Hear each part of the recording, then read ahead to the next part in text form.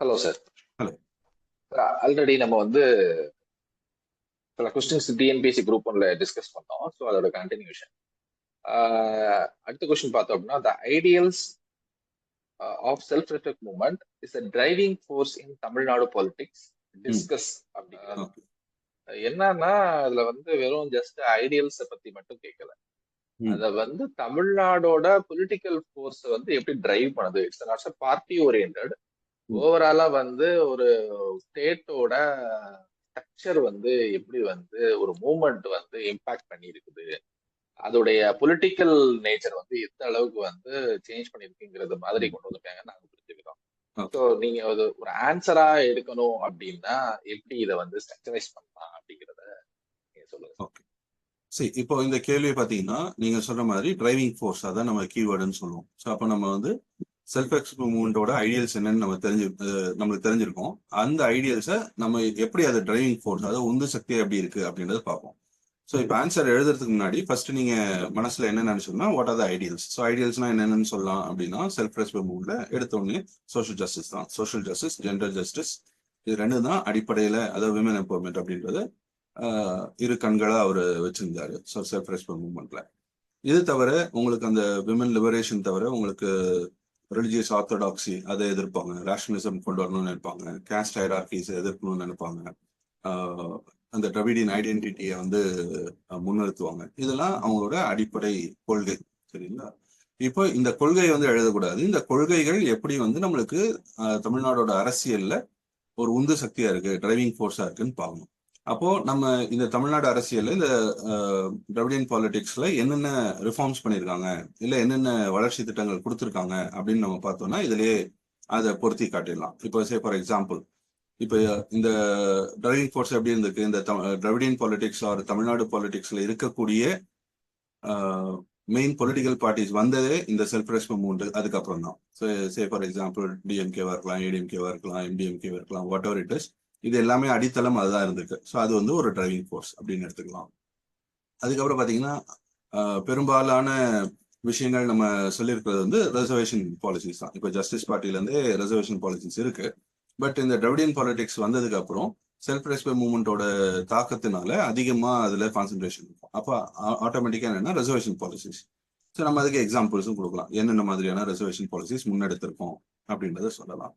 அதுக்கப்புறம் பார்த்தீங்கன்னா you can see women empowerment. So gender ஜஸ்டிஸ்க்காக நம்ம என்னெல்லாம் பண்ணியிருக்கோம். ஸோ ஸ்கூலிங், அதுலேயே நீங்கள் சப் டாபிக்ஸ் போட்டுக்கலாம். ஜெண்டர் ஜஸ்டிஸ்ன்ற டாபிக்ல ஸ்கூலிங்க்கு என்ன பண்ணியிருக்கோம், அதாவது இன்ஃபென்டிசைடை தடுக்கிறதுக்கு என்ன பண்ணியிருக்கோம், தொட்டில் குழந்தை திட்டம் அந்த இதெல்லாம் சொல்லலாம். அதுக்கப்புறம் ஸ்கூலிங்க்கு என்ன பண்ணியிருக்கோம், காலேஜ் படிக்கிறதுல இப்போ நீங்கள் சொல்லலாம் அந்த 1000 rupees கொடுக்குறதெல்லாம். அதுக்கப்புறம் அவங்களோட ஃப்ரீ மூவ்மெண்ட் ஆஃப் விமன், ஒரு பிளேஸ்லேருந்து இன்னொரு பிளேஸ்க்கு அவங்க ரைட் டு மூவ், அந்த இதுக்கு சொல்லலாம். அப்புறம் காலேஜ் எஜுகேஷன் சொல்லலாம். ஓகே, ஸோ அதுக்கப்புறம் திருமண உதவி திட்டங்கள் இதெல்லாம் சொல்லலாம். இது எல்லாமே பார்த்தீங்கன்னா உங்களுக்கு ஃபர்ஸ்ட்லேருந்து லாஸ்ட் வரைக்கும் விமன் சென்டர்டு பாலிடிக்ஸ் அப்படின்னு வரும்போது so you can see the impact of self-respect movement. Right? அதே போல empowerment of marginal communities. Marginal communities நம்ம எப்பவுமே சப்போர்ட் பண்றோம். ஸோ இப்போ சே ஃபார் எக்ஸாம்பிள் பெக்கர், பிச்சை எடுப்பாங்க இல்லையா, அவங்களுக்கு மறுவாழ்வு கொடுக்கறதுல இருந்து, அந்த மார்ஜினலைஸ் கம்யூனிட்டியில இருந்து திருநங்கைகள் வரைக்கும், ஸோ பார்த்தீங்கன்னா கம்ப்ளீட்டா அந்த தேர்ட் ஜெண்டர் வரைக்கும் நீங்க மார்ஜினலைஸ் கம்யூனிட்டிஸ்க்கு தனித்தனியா நீங்க நிறைய எம்பவர்மெண்ட் பண்ணியிருக்கிறீங்க இந்த 50-60 ஆண்டுகள்ல. அப்போ நேச்சுரலி அந்த எம்பவர்மெண்ட் ஆஃப் மார்ஜினல் கம்யூனிட்டிஸ் அதுவும் பார்த்தீங்கன்னா உங்களுக்கு செல்ஃப் ரெஸ்பெக்ட் மூவ்மெண்ட்ல இருந்து வந்தது. அதுக்கப்புறம் you can directly talk about the non Brahmin, அந்த ஐடியாஸ் கொண்டு வர்றது, எல்லா இடத்துலயும் அந்த ரெப்ரசன்டேஷன் இருக்குது, political, social and economic representation கொடுக்கறது.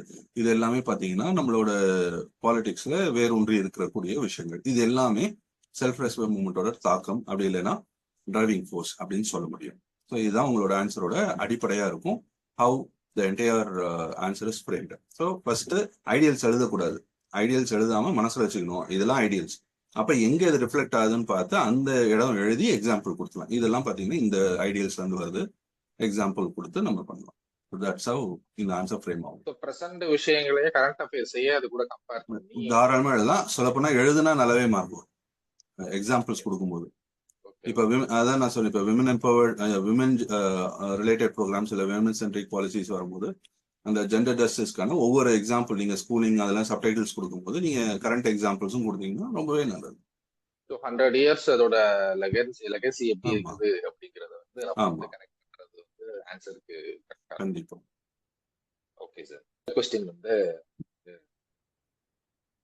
அடுத்தும் ஜஸ்டிஸ் பார்ட்டி தான் ம் செல்ஃப் மாதிரியே. Justice party was not only a political party ம் but a movement with pioneered social reforms. Okay. Pioneered social reform. So அதான் கீவேர்டு. ஸோ அது வந்து பொலிட்டிக்கல் பார்ட்டி மட்டும் கிடையாது, சோஷியல் ரிஃபார்மையும் நிறைய கொடுத்துருக்கு. அதாவது முன்னெடுத்து போயிருக்கு, அதான் முன்னோடி அப்படின்னு கேட்குறாங்க. ஓகே. ஸோ இது வந்து ஒரு ஈஸியான கொஸ்டின் தான். ஏன் அப்படின்னா ஃபர்ஸ்ட் நம்ம ஆன்சர் எழுதுறதுக்கு முன்னாடி எப்படி அந்த ஆன்சரை கன்சீவ் பண்ணணும்னா என்னெல்லாம் சோஷியல் ரிஃபார்ம் பண்ணியிருக்காங்க அப்படின்னு பாருங்க.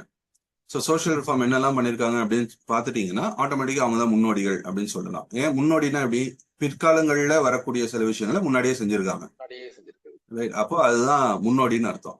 ஸோ இப்போ நம்ம இதுக்கு முன்னாடி நம்ம செல்ஃப் ரெஸ்பெக்ட் மூவ்மெண்ட்ல நம்ம சொன்னோம் இல்லையா, அந்த சோஷியல் ரிஃபார்ம் சொன்னோம்ல, அதெல்லாம் இவங்க முன்னாடியே செஞ்சிருக்காங்க, அதனால இவங்க பயனியர் அப்படின்னு சொல்லிடலாம். அப்போ என்னெல்லாம் வரும்னா ரிசர்வேஷன் பாலிசி, அதான் இவங்க பயனியர். 1922ல ஜிஓ கொடுத்தது. அதே போல எஜுகேஷன் வந்து எல்லாருக்கும் கொடுக்கணும் அப்படின்னு சொல்லி பேக்வேர்ட் அண்ட் டிஸ்அட்வான்டேஜ்டு செக்ஷன்ல இருந்து நிறைய பேர் படிக்க வரணும் அப்படின்னு சொல்லி ஹாஸ்டல்ஸ்லாம் ஆரம்பிப்பாங்க. அவங்க தான் பார்த்தீங்கன்னா மெட்ராஸ் யூனிவர்சிட்டிலாம் ஹாஸ்டல் ஆரம்பிப்பாங்க. அன்டச்சபிலிட்டி அபாலிஷ் பண்றதுக்கு முயற்சிகள் எடுப்பாங்க.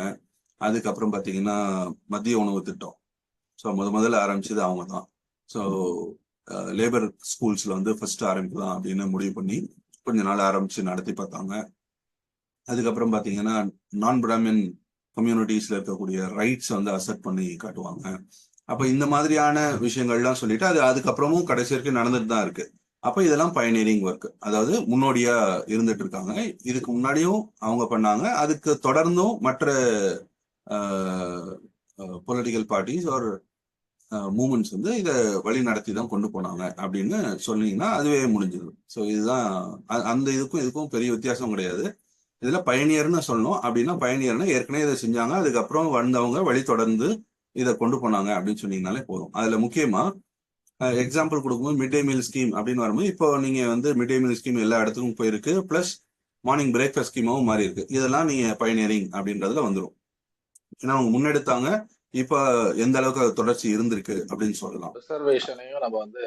சோஷியல் ஜஸ்டிஸ் அண்ட் ரிசர்வேஷன் பாலிசிஸையும் சொல்லலாம், எந்த அளவுக்கு அது வந்து போயிருக்கு. இப்போ கடைசியில நீங்க எது வரைக்கும் வந்திருக்கீங்க, ஓவராலா ஒரு கேஸ்ட் சர்வே எடுத்து அதுல இருந்து நீங்க எல்லாருக்கும் பிரிச்சு கொடுக்கணும் அப்படின்னு கேக்குறீங்க இல்லையா. ஸோ அப்போ அந்த கம்யூனல் ஜிஓல ஆரம்பிச்சு இதோட கல்மினேஷன் தான் அது. ஸோ அந்த ஆஸ்பெக்டை நீங்க வந்து சொல்லலாம். ஸோ ஒரு இதுலயும் எப்பவுமே ஒரு கரண்ட் இதை வந்து நீங்க கொடுக்கும்போது அது உங்களுக்கு அட்வான்டேஜ் ஜாஸ்தி இருக்கும். பெண்களுக்கான சொத்துரிமை கூட பெண்களுக்கான சொத்துரிமை சொல்லலாம். ஸோ இது எல்லாமே என்னன்னா ஃபர்ஸ்ட்ல இருந்து அவங்க எப்படி முன்னெடுத்தாங்க, இப்போ எவ்வளவு தூரம் போயிருக்கு, அப்போ நேச்சுரலா நீங்க அது பயனியரிங் ஒர்க் அப்படின்னு சொல்லிடலாம். சரிங்களா. ஸோ இதுதான் அடிப்படை சில கூறுகள். Okay sir.